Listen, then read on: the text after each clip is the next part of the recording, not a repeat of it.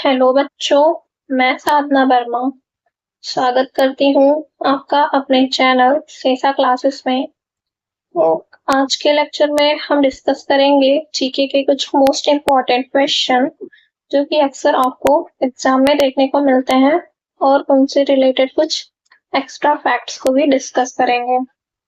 तो स्टार्ट करते हैं अपने पहले क्वेश्चन के साथ।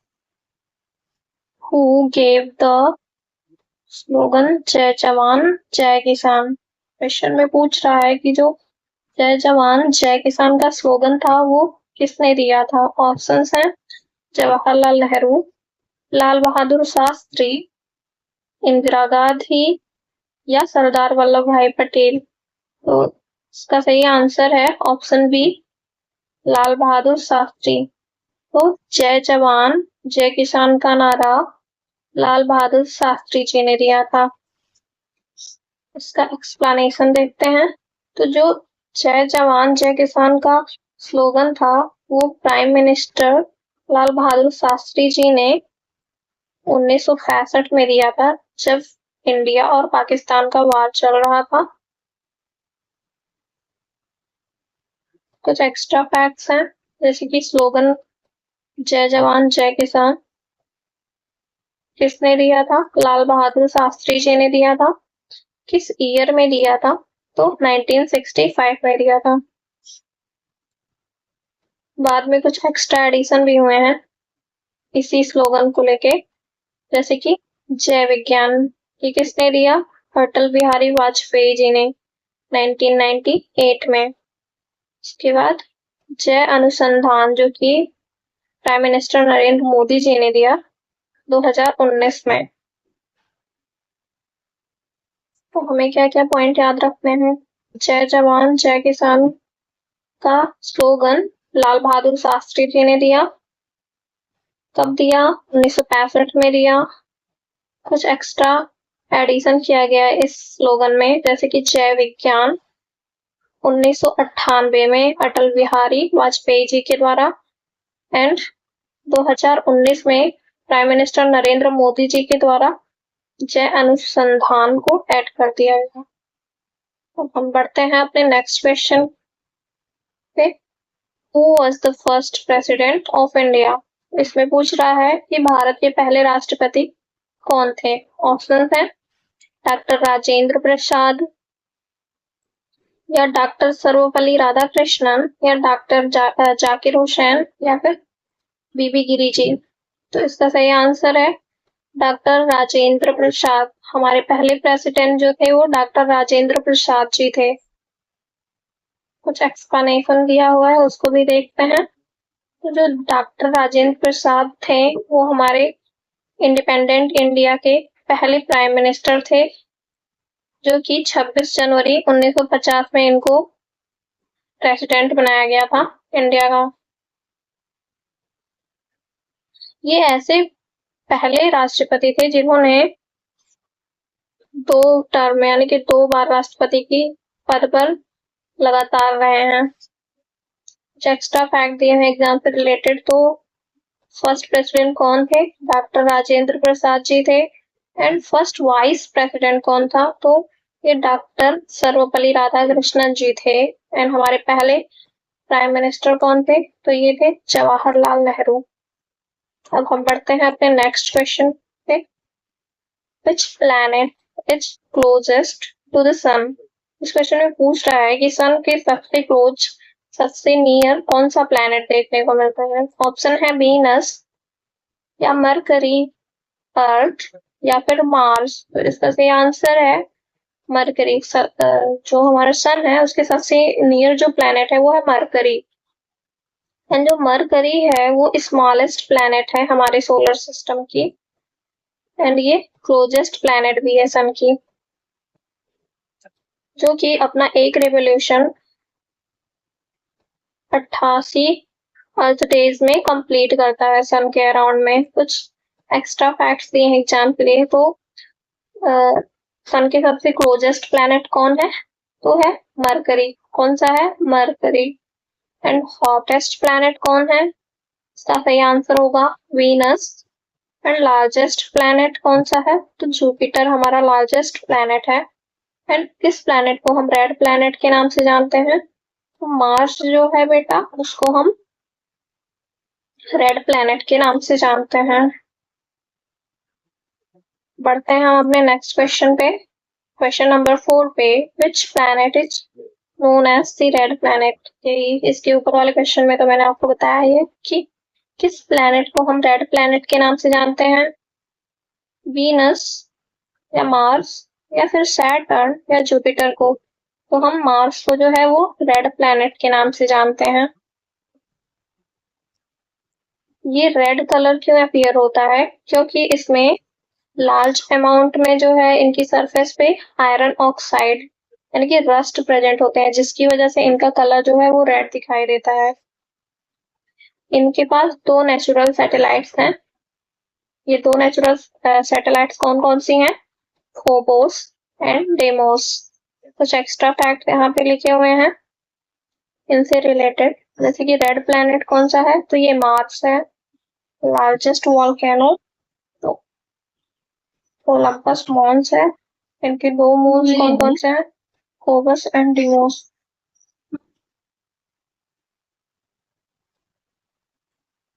हमारा नेक्स्ट क्वेश्चन है question number 5। The parliament of India consist of. Parliament जो है इंडिया का, उसमें कौन कौन देखने को मिलते हैं? ऑप्शन है president only, Lok Sabha and Rajya Sabha only, या फिर प्रेसिडेंट, लोकसभा एंड राज्यसभा तीनों, या फिर लोकसभा ओनली। तो सही आंसर होगा option C president, Lok Sabha and Rajya Sabha. तो पार्लियामेंट में हमें प्रेसिडेंट, लोकसभा एंड राज्यसभा तीनों देखने को मिलते हैं। इसका एक्सप्लेनेशन देखते हैं। तो आर्टिकल 79 में कॉन्स्टिट्यूशन के पार्लियामेंट के बारे में बताया गया है कि ये प्रेसिडेंट, लोकसभा को हाउस ऑफ द पीपल के नाम से भी जानते हैं, एंड राज्यसभा जिसको हम काउंसिल ऑफ स्टेट के नाम से जानते हैं, ये तीनों पार्लियामेंट में देखने को मिलते हैं। कुछ एक्स्ट्रा फैक्ट्स दिए हैं। तो आर्टिकल 79 जो है वो पार्लियामेंट के बारे में बात करता है। एंड जो लोकसभा है उसकी जो मैक्सिमम स्ट्रेंथ है वो 552 है। एंड जो राज्यसभा की मैक्सिमम स्ट्रेंथ है वो 250 है। क्या क्या याद रखना है आपको? जो पार्लियामेंट है उसमें प्रेसिडेंट, लोकसभा एंड राज्यसभा तीनों देखने को मिलते हैं। ये आर्टिकल 79 में लिखा हुआ है कॉन्स्टिट्यूशन के। एंड हम लोकसभा को हाउस ऑफ द पीपल के नाम से जानते हैं, और जो राज्यसभा है उसको हम काउंसिल ऑफ द स्टेट के नाम से जानते हैं। किसके नाम से जानते हैं? Council of the states. Lok Sabha की मैक्सिमम स्ट्रेंथ कितनी है? 552। एंड इसकी राज्यसभा की मैक्सिमम स्ट्रेंथ कितनी है? तो 250 है। नेक्स्ट क्वेश्चन देखते हैं। Who is the x officio chairman of Rajya Sabha? Rajya Sabha का एक्स ऑफिसो चेयरमैन कौन होता है? ऑप्शन है president of India, prime minister, या वाइस प्रेसिडेंट ऑफ इंडिया, या फिर स्पीकर ऑफ लोकसभा। तो सही आंसर है वाइस प्रेसिडेंट ऑफ इंडिया। जो राज्यसभा के एक्स ऑफिसर चेयरमैन कौन होते हैं? वाइस प्रेसिडेंट होते हैं। एक्सप्लेनेशन में भी यही लिखा है कि जो वाइस प्रेसिडेंट है इंडिया का वो एक्स ऑफिसर चेयरमैन होता है राज्यसभा का। कुछ एक्स्ट्रा फैक्ट्स भी लिखे हुए हैं कि जो राज्यसभा का चेयरमैन है वो तो वाइस प्रेसिडेंट होता है, ये मैंने आपको ऊपर बताया। एंड जो लोकसभा के स्पीकर होते हैं वो इलेक्ट किए जाते हैं लोकसभा के मेंबर के द्वारा ही।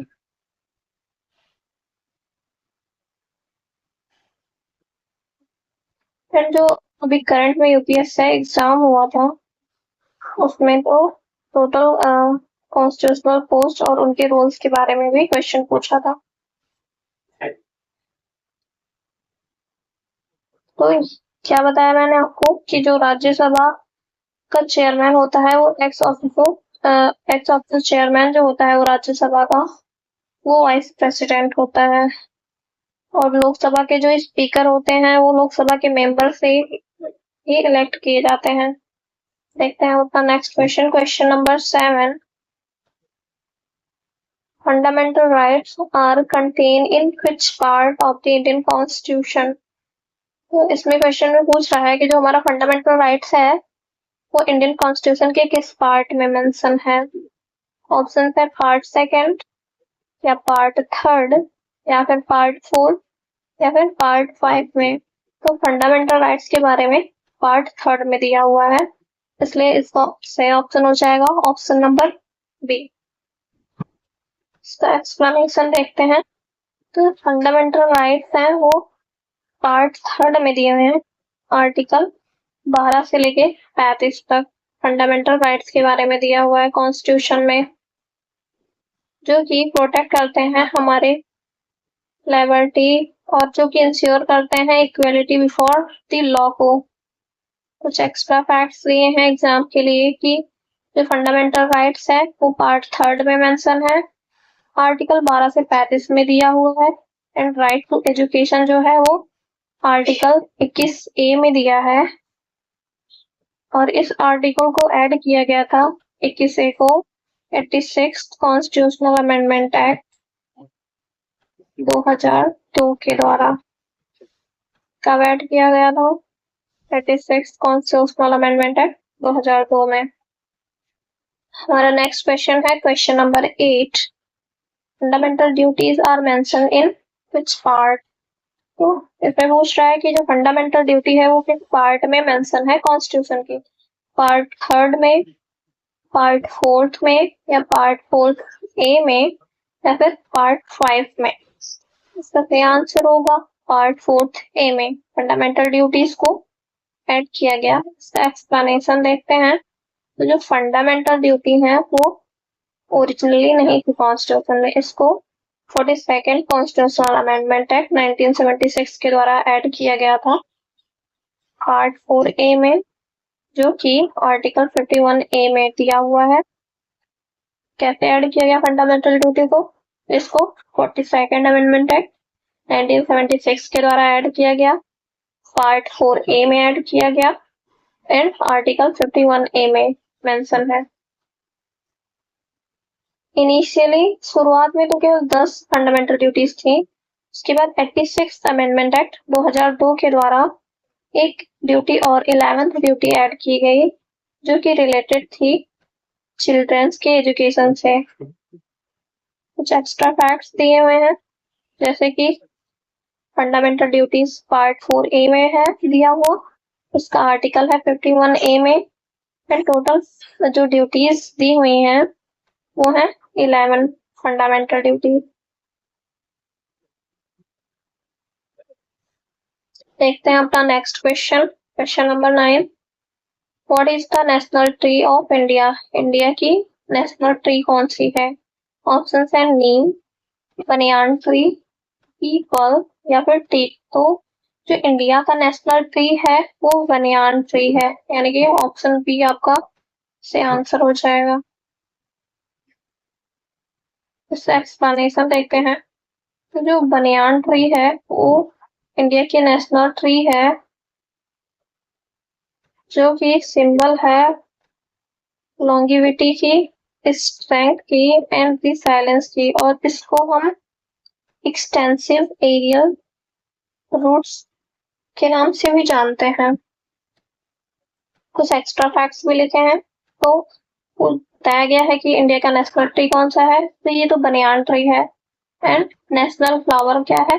लोटस है नेशनल फ्लावर। नेशनल फ्रूट क्या है इंडिया का? ये है मैंगो। एंड नेशनल बर्ड क्या है? ये है इंडियन पीकॉक। नेक्स्ट क्वेश्चन है हमारा question number 10। The Ganga originates from. इस क्वेश्चन में पूछ रहा है कि गंगा रिवर जो है उसका ओरिजिन कहाँ से होता है। ऑप्शंस है यमुनोत्री ग्लेशियर, गंगोत्री ग्लेशियर, केदारनाथ, या फिर बद्रीनाथ। तो जो गंगा है वो गंगोत्री ग्लेशियर से ओरिजिनेट होता है, तो इसलिए हमारा ऑप्शन बी सही आंसर हो जाएगा। उसका एक्सप्लेनेशन देखते हैं। तो दिया हुआ है कि जो रिवर गंगा है वो ओरिजिनेट होती है गंगोत्री ग्लेशियर से, और ये गंगोत्री ग्लेशियर कहाँ है? उत्तराखंड में। And the river emerging from the glacier is called the Bhagirathi, और जहां से ये इमर्ज होती है उसको हम भागीरथी के नाम से जानते हैं। It joins the Alaknanda at Prayagraj. तो जो गंगा रिवर है वो अलकनंदा से मिल जाती है। कहाँ पे मिलती है ये? देवप्रयाग में, जहां से इसको हम गंगा के नाम से जानते हैं। बेसिकली इसमें बता रहा है कि जो गंगा नदी है वो उत्तराखंड में गंगोत्री ग्लेशियर से इसका ओरिजिन होता है। उसके बाद ये जाके इमर्ज होती है भागीरथी ग्लेशियर में। उसके बाद ये आगे जाके अलकनंदा से मिल जाती है भागीरथी जो है, और वहां पे इसको हम देवप्रयाग के नाम से जानते हैं। और जब ये भागीरथी और अलकनंदा जहाँ पे मिलती हैं वहीं से इसको हम गंगा के नाम से जानते हैं। कुछ एक्स्ट्रा फैक्ट्स दिए हैं, जैसे कि गंगा रिवर का सोर्स क्या है, तो ये है गंगोत्री ग्लेशियर, जिसको हम गौमुख के नाम से जानते हैं। इसका ओरिजिन कहाँ से होता है? तो ये भागीरथी से होता है ओरिजिन। रिवर कन्फ्लुएंस ये कहाँ किससे जाके मिलती है? भागीरथी, तो ये अलकनंदा से मिलती है, जहाँ पे उसको हम देवप्रयाग के नाम से जानते हैं। फिर जो गंगा रिवर है वो लॉन्गेस्ट रिवर है इंडिया की, जिसकी लेंथ है 2525 किलोमीटर देखने को हमें मिलती है। कितनी देखने को मिलती है? 2525 किलोमीटर। तो ये हमने कुछ क्वेश्चंस डिस्कस किए और उनसे रिलेटेड कुछ एक्स्ट्रा फैक्ट्स को भी देखा, जो कि एग्जाम में यहाँ से क्वेश्चन देखने को मिलते हैं। अब हम कल मिलेंगे अपने कुछ अदर नेक्स्ट इम्पॉर्टेंट क्वेश्चंस के साथ। अगर कोई डाउट है तो आप कमेंट कर सकते हैं, and please like, share and subscribe this video. Thank you.